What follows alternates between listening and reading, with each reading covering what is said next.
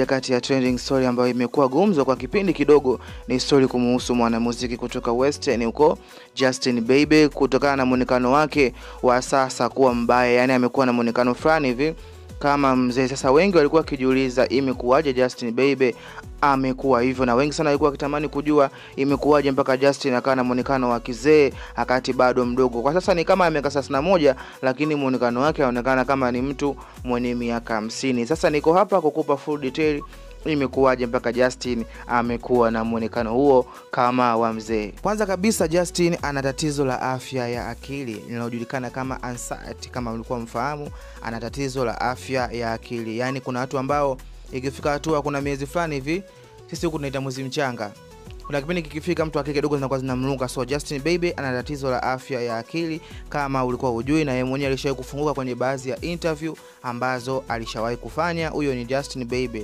Lakini pia ana matatizo ya kiafya. Yani ukiachana na afya ya akili, ana matatizo ya kiafya, ana ugonjwa wa ngozi. Justin ana ugonjwa wa ngozi ambao umekuwa ukimsumbua kwa muda mrefu. Sasa kwa sasa hivi umezidi kumshika kwa speed. So watu wamekuwa kishangaa imekuwaje mpaka Justin anakuwa hivyo.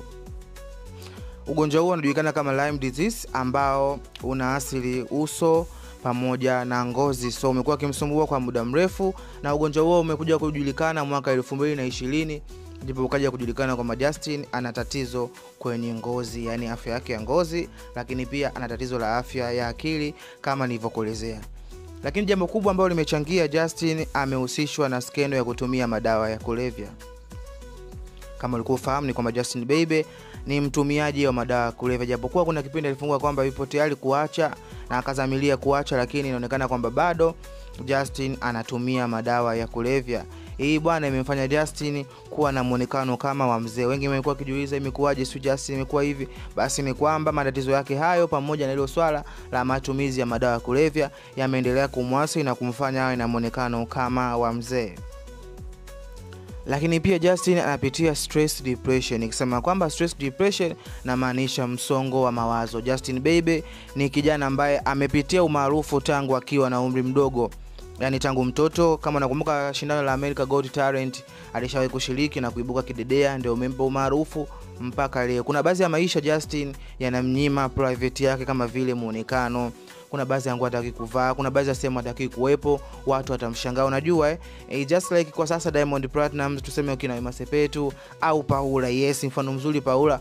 Paula tumemjua tangu akiwa mdogo kupitia mama yake Kajala. So tunaona basi kuna baadhi ya vitu akivifanya watu wanakuwa wanamshangaa. Sasa hiyo inaitwa stress depression ambayo imekuwa kimsumbua Justin Bieber, imepelekea pia awe na muonekano kama wa mzee. Huyo ni Justin Bieber.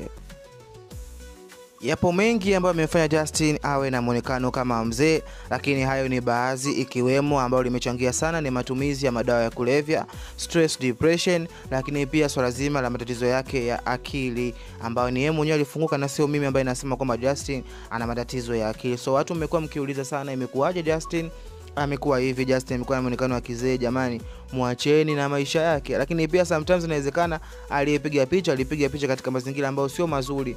Tunaona kuna wengine wanapiga picha wanatoka vibaya, unaona. So inawezekana mpiga picha naye alikuwa hajatulia, picha ikatoka vibaya.